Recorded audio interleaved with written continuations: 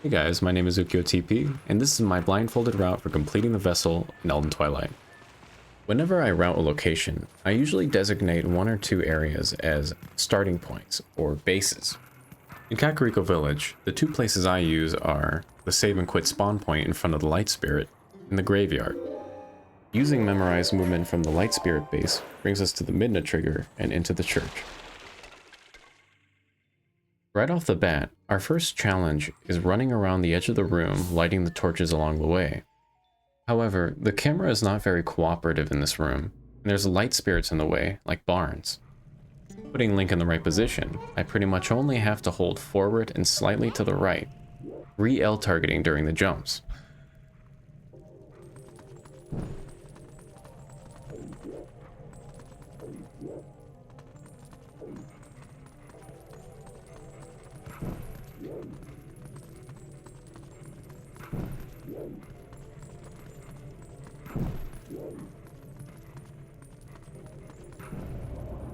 After revealing the trapdoor, I intended to walk to the right, simply fall in the hole.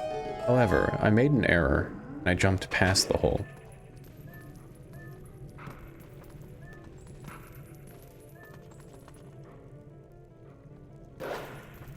Oops. Oh, where's the hole, man? I used a backup by going into CF and listening for the location of the torch, which is right next to the hole. I've learned that some things are louder in this game than others, and torches are particularly loud. I've learned that fire is like the loudest thing in this game. In the basement, there really isn't a need for memorized movement. It's impossible to accidentally leave the way you came, and the exit is noticeably marked with a Midna trigger. So after killing the bugs, it's only a matter of time before you eventually find the exit. 2, 3.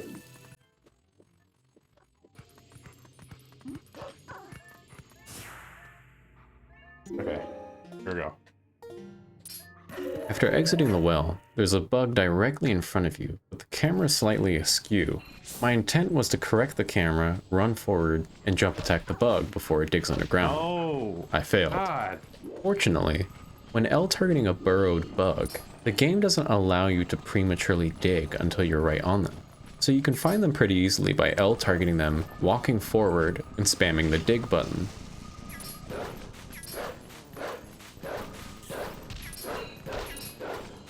Catching them once they've been dug up is a different story.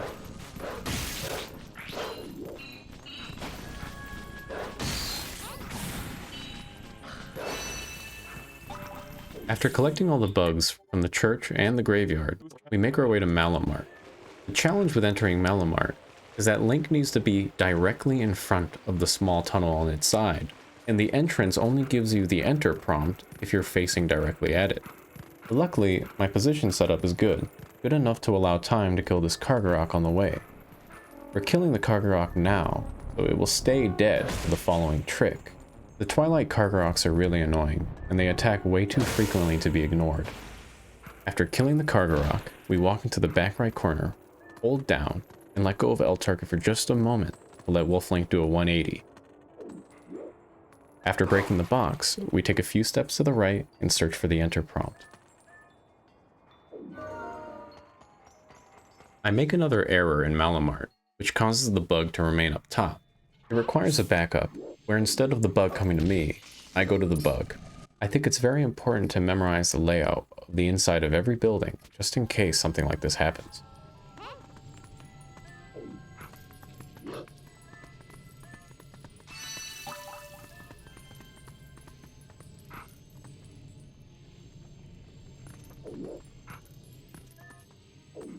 Dude, I figured out that room. I know that room, like, in my brain now. My intention was to make my way to the graveyard, but I accidentally ended up reading the sign, changing my camera angle. Okay. It's a good example of when it's better to save and quit, do a previous known setup, rather than try to make a backup on the fly. Downside of saving and quitting is that the Kargarok respawn, so I had to remember to kill him again before going to the graveyard and beginning the next trick. I need to make my way to the window of the bar. I get Link into position and walk forward until I hit the wall. When I hear Link slow down, I change my input from straight ahead to top right. When he slows down again, I change my input to just full right.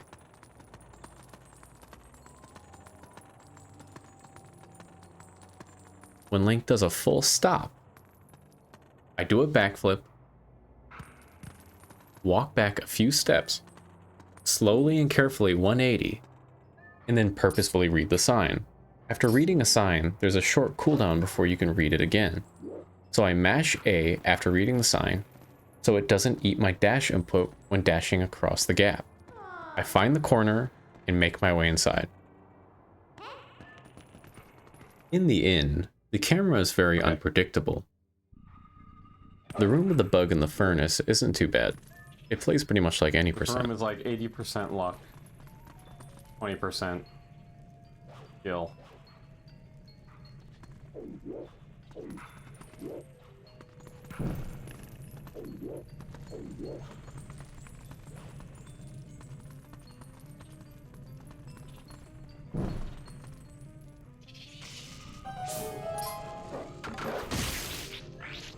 The next room, however, plays differently every single time I've tried it. In most of my attempts, I decided to play it by ear, killing all of the mobs inside and moving counterclockwise around the room until I found the stairs. If you're under the impression it's as simple as entering the room, L-targeting, walking to the right and walking up the stairs, you'd be mistaken. Some rooms feel more prone to locking Wolflink's camera in a different direction than the one he's facing. I personally believe that it happens in smaller rooms, but I can't say for sure.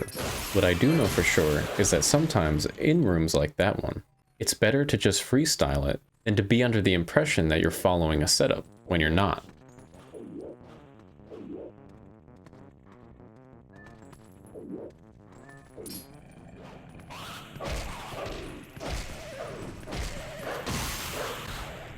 Yeah, that last bee attack putting me right into the room with the bug was pretty lucky. Oh my god, yeah. Nice. With all of the bugs in the inn collected, we now make our way to the abandoned storage room. We save and quit and make our way to the graveyard. Fortunately, with a setup coming from the graveyard, getting into the abandoned storage shed is pretty easy.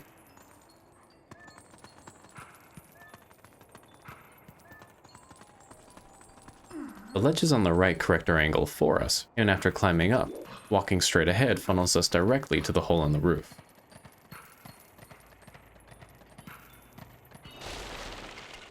Hey Ukyo, the camera's over here. Even rooms like this one needs a certain level of setup. You might not expect it, but it's true. If you're a TP speedrunner, you know you simply have to hold back left to begin pushing the box. But when you're blindfolded, you can't play expecting for everything to go right. You have to play anticipating everything to go wrong. One of my good run attempts completely failed at this room, because the way I was turning Link was shifting me slightly away from the box. It felt impossible for me to get to the right side of the box and begin pushing it. It's a very simple task turned into a very frustrating challenge, and the more setups and backups you have, the more frustration you'll avoid in the future. Here I made an error executing memorized movement to the next building. I intended to walk off to the right and hang off, but failed, instead walking forward. Fortunately, before beginning this run, I had prepared a backup that brings me to the very far building of Kakariko Village, the one I was trying to get to. Don't fail me back up. Don't fail me back up, please. It begins with the same setup I used to get to the abandoned storage shed, but instead of going right, I go forward. From this position, side hopping to the right until stopped will bring me right to the beginning of the next setup. I could attempt to climb the ledge from this angle, but failing to climb up risks me walking into the street without any reference of where I am.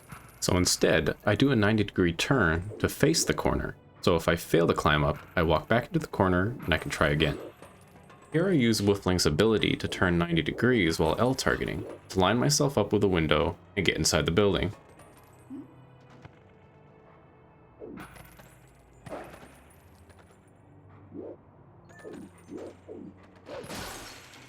This is another tiny area where attempting to maintain a constant L target is pretty much useless.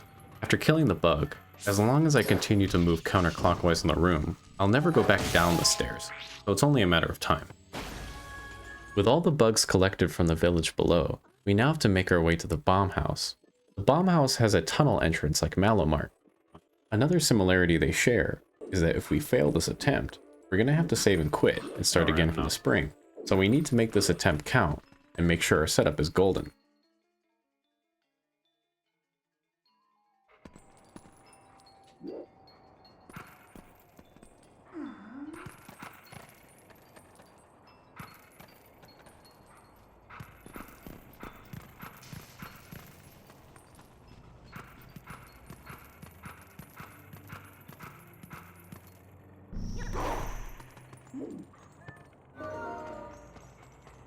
Okay.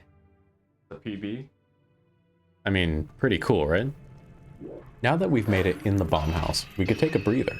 We can die as many times as we like in the bomb house, and it will always respawn us in the bomb house right before lighting the fire. Thank goodness for that, by the way, because once the explosions begin, we need to find the small tunnel entrance to get out of the bomb house, and listening for the enter prompt while being exploded around is not very fun. Could you imagine if it brought me back to the spring right here? If that were the case, I don't think I would have ever completed this segment. I'm here for a little while. Let's skip ahead.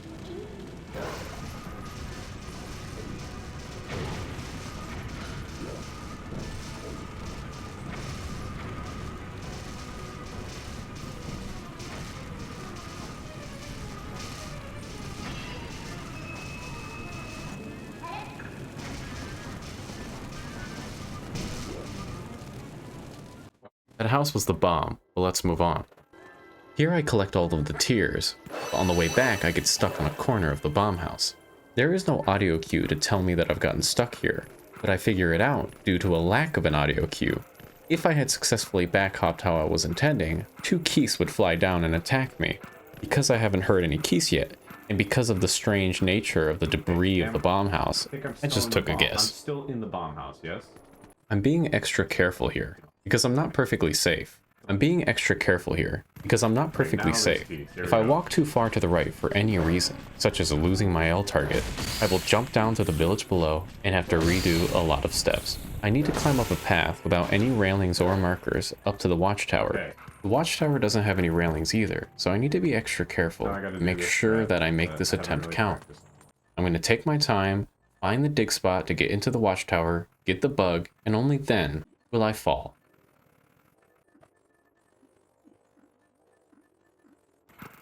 Right here I find one of the few markers on this path, a patch of grass, letting me know that it's time to start moving to the right. That was grass. After the patch of grass, the ground turns to wood, letting me know to go even slower and find this dig spot. My setup leads me directly to it, so as long as I hold right and dig, I should enter the watchtower without any issue.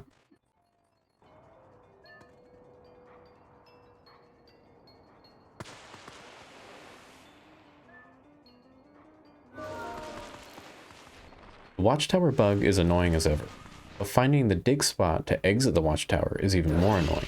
I try to maintain a constant L target here, meaning I avoid picking up any blue rupees that will change my camera angle. On this run, I do end up walking into a blue rupee, changing my camera. Right. I make a baller play, knowing that since the dig spot is usually at my bottom left, I try going top right. This lets me exit instantly. Pretty lucky, but some skill involved. Oh, wow. That was... I just assumed that the rupee had shifted my angle, like, opposite. I went top right and the rest was just luck. My microphone was having trouble picking up my voice on stream for some reason. With all the bugs in Kakariko Village collected, we finally move on to Death Mountain Trail.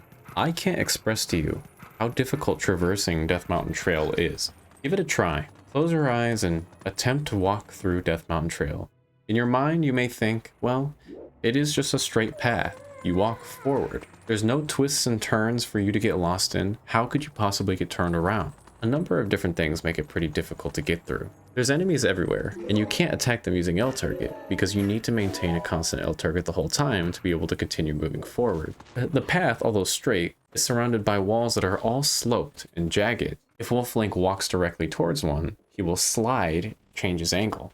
In order to climb up something as Wolf Link, you can't be holding L target, so for that moment, you need to commit to letting go. But once you've let go of L target, there's no going back to that same exact angle. Taking any damage on this route makes defeating the Twilight Beast more risky. And the worst part is if you get lost or die, you respawn back at the spring. It will not spawn you back on Death Mountain Trail. That last one is just a kick in the balls.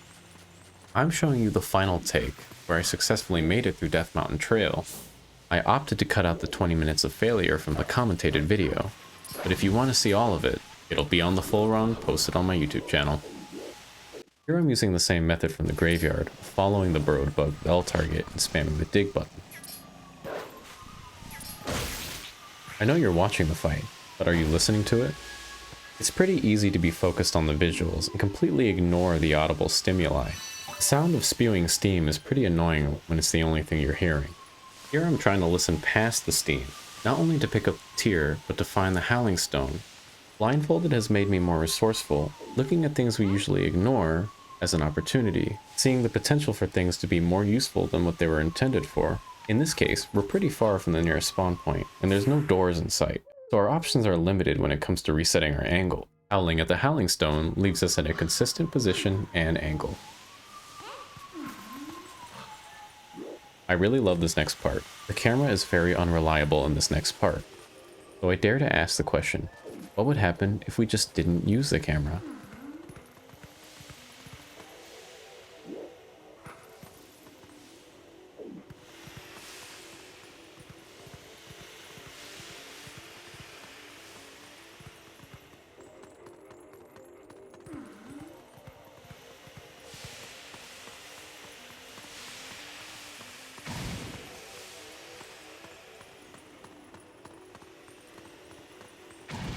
Hi guys.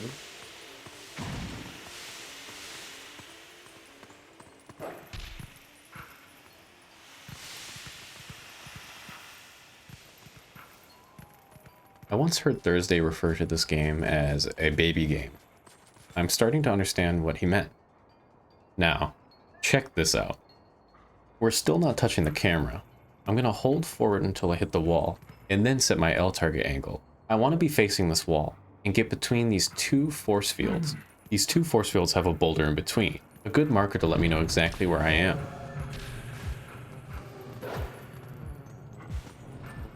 Boulder? Force field? Force field?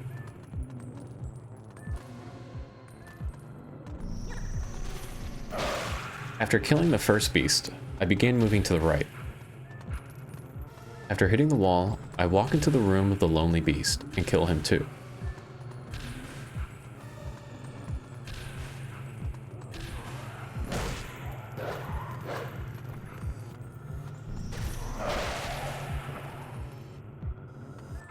Now I walk to the right, back up in between the two remaining beasts and kill them.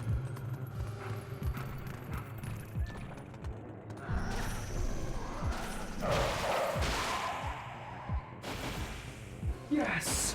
Yes! Yes! Yes, dude, yes! Oh my freaking god, yes! This was a first try, and you can see my excitement.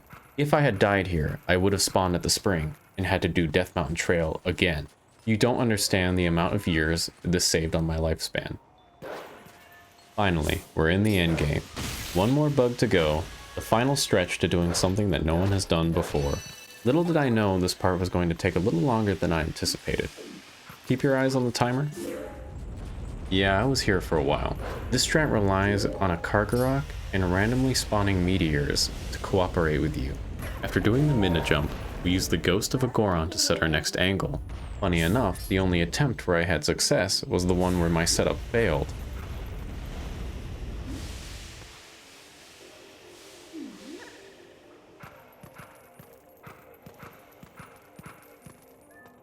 I accidentally hang off the ledge here and freestyle to correct it. I get back online with the wall and find the midna trigger.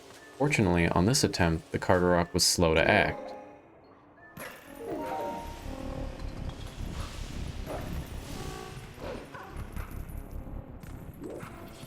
For this part, if you look at my input display, you can tell I have no plan.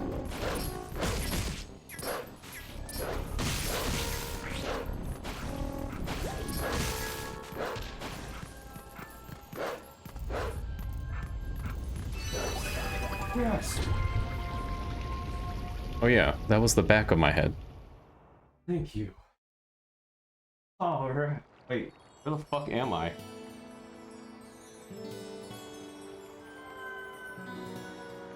My name is UkyoTP, and thanks for watching.